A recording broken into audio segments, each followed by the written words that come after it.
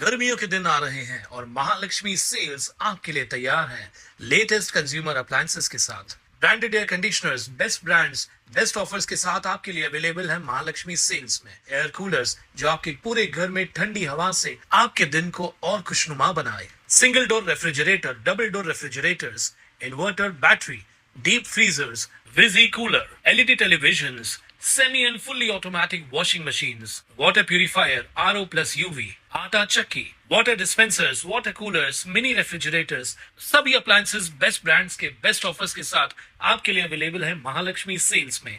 आता सध्या त्या ठिकाणी त्या गेटला देखील लॉक मारलेले आहेत।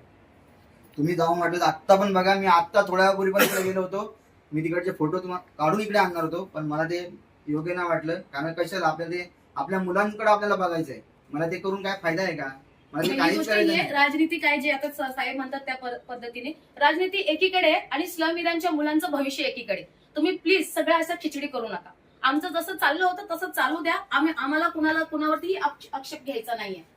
आमची मार्कशीट, लिव्हिंग सर्टिफिकेट, आमची 9वी 10वी कशी चालू होती, काय माणसं भरायची काय नाही भरायची ते तुमचा प्रश्न आहे। तुम्ही बोलता मराठी शिका आणि मराठी बोला। मी भैया आहे, मला पण मी युपीची आहे आणि मी माझ्या पोरांना मराठीमध्ये टाकलंय। आणि तुम्ही मराठी शाळा बंद करा तर आम्ही काय करणार? नंतर तुम्ही बोलाल की तुम्हाला मराठी येत नाही बोलायला। हो, एकदम महत्वाचा मुद्दा आहे। तुम्ही युपीचे आहे का? हो, मी युपीची आहे। युपीचे आणि माझी पोरं मराठीमध्ये शिकताय। मी नेपाळचे आहेत, मराठी शिकवतात ते आपल्या मुलांना। प्लीज आमची रिक्वेस्ट आहे, आमची शाळा बंद करू नका। यांना कशी मराठी येणार त्यांच्या मुलांना? एकदा मिनिट बाहेर थांबा। कल्याण डोंबिवली शिक्षण मंडळाच्या सावळा गोंधळ कारभारामुळे प्रबोधनकार ठाकरे मनपा शाळेतील इयत्ता 10वी उत्तीर्ण झालेल्या विद्यार्थ्यांना मार्कशीट, शाळा सोडल्याचा दाखला न मिळाल्यानं ऑनलाईन प्रक्रिया 11वी प्रवेश धोक्यात आली आहे। यामुळे शैक्षणिक वर्ष वाया गेल्यास जबाबदार कोण असा सवाल या निमित्ताने उभा ठाकलाय। हा सर्व धक्कादायक प्रकार शिवसेना उद्धव बाळासाहेब ठाकरे पक्षाचे माजी नगरसेवक सचिन बासरे आणि शिवसैनिक सुरेश तेलवणे यांनी उजेडात आणलाय।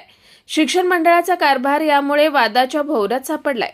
केडीएमसी मनपाच्या नेतवली येथील प्रबोधनकार ठाकरे मनपा शाळेतील इयत्ता 9वी 10वी इयत्ता विद्यार्थ्यांना शिकवणाऱ्या 4 शिक्षकांना 7 मे 2026 रोजी कार्यमुक्त करण्यात आलं।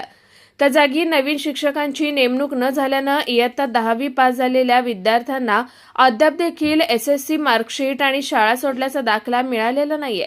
यामुळे 11वी प्रवेशासाठी दाखले वेळेवर न मिळाल्यास प्रवेश प्रक्रिया न झाल्यास यंदाचे शैक्षणिक वर्ष वाया गेलं तर जबाबदार कोण असा सवाल या निमित्ताने उभा ठाकलाय। या संदर्भात शाळेतील पालक वर्गाने शिवसेना ठाकरे गटाचे माजी नगरसेवक सचिन बासरे, शिवसैनिक सुरेश तेलवणे यांची कामगार सेना कार्यालयात आज भेट घेऊन आपली कैफियत मांडली आहे। या प्रकरणाची गंभीरपणे दखल घेत या मनपा शाळेतील इयत्ता 9वी 10वी शिकणाऱ्या सुमारे 60 विद्यार्थ्यांच्या तसेच 10वी उत्तीर्ण झालेल्या विद्यार्थ्यांच्या मार्कशीट, शाळा सोडल्याच्या दाखल्याबाबत उपायुक्त प्रसाद बोरकर यांची पालकांसह भेट घेत चांगलंच धारेवर धरलं आणि सगळा प्रकार उजेडात आणला। याबाबत एकीकडे मराठी भाषेच्या संवर्धनाच्या घोषणा केल्या जातात तर दुसरीकडे मनपाची मराठी माध्यमाची शाळाच बंद होण्याची वेळ आली आहे। हा प्रश्न तातडीने मार्गी लागला नाही तर अनेक विद्यार्थ्यांचं शैक्षणिक वर्ष धोक्यात येईल। प्रशासनाने तात्काळ हस्तक्षेप करून विद्यार्थ्यांचे भविष्य सुरक्षित करावे अशी मागणी माजी नगरसेवक सचिन बासरे यांनी केली आहे।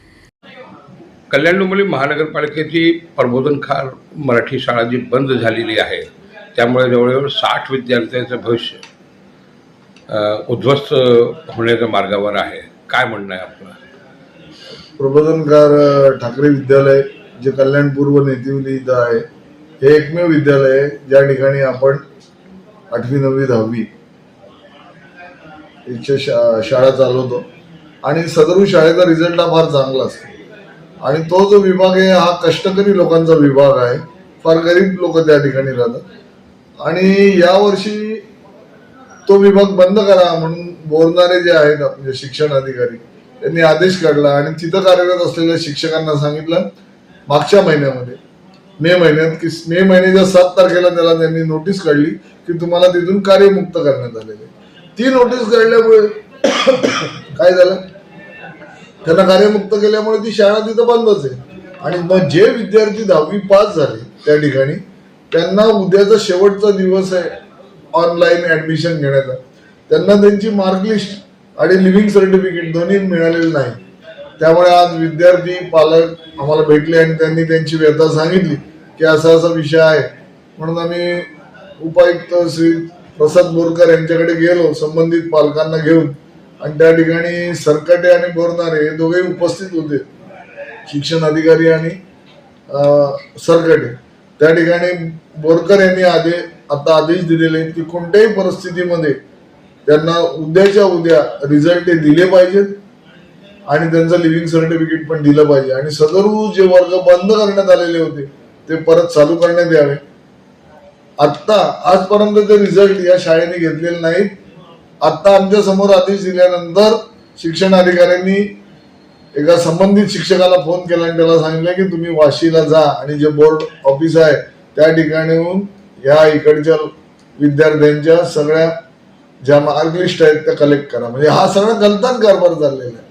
आणि ज्या ठिकाणी जर मराठी शिका म्हणून सगळीकडे चाललेलं आहे, आणि अशा परिस्थितीमध्ये मराठी शाळा बंद का करतात हा मोठा प्रश्न आहे.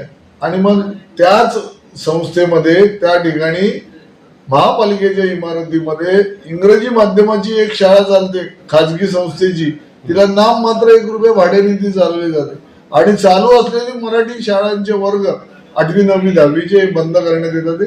हा कुठेतरी विरोधाभास आहे. आज माननीय उपायुक्तांनी आम्हाला आश्वासित केलेलं आहे की उद्या शेवटचा दिवस आहे, कोणत्याही परिस्थितीमध्ये त्यांना मार्कलिस्ट आणि लिव्हिंग सर्टिफिकेट दिलं जाईल.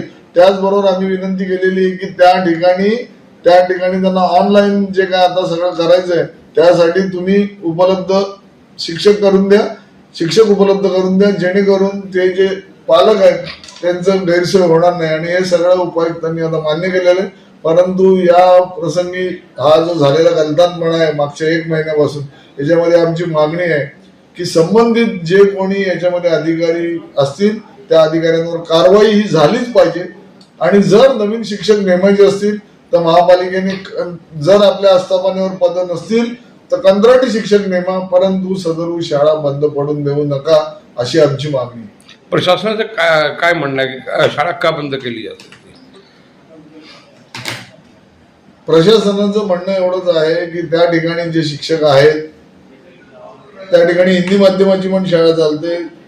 13 शिक्षकांची त्या ठिकाणी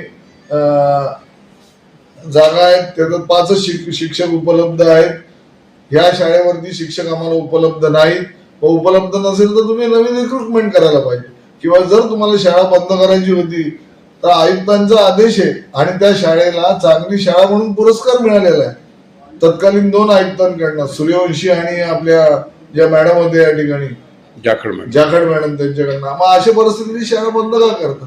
आणि उपायुक्तांनी 15 दिवसापूर्वी त्यांना आदेशित केलं होतं की तुम्ही या मार्कलिस्ट आणि हे दिलं पाहिजे, तरी सुद्धा शिक्षण अधिकाऱ्यांनी ही गोष्ट इग्नोर केलेली आहे. आणि जर त्या मुलांची ऍडमिशन झाली नाही तर याला संपूर्णपणे शिक्षण अधिकारी बोरणारे हे जबाबदार असतील आणि त्यांच्यावर कारवाई झाली पाहिजे, अशी आमची मागणी. तर याबाबत केडीएमसी उपायुक्त प्रसाद बोरकर यांना विचारलं असता शाळा बंद करण्यात आलेली नाही, शिक्षकांच्या बदलीमुळे काही प्रशासकीय त्रुटी निर्माण झाल्यात.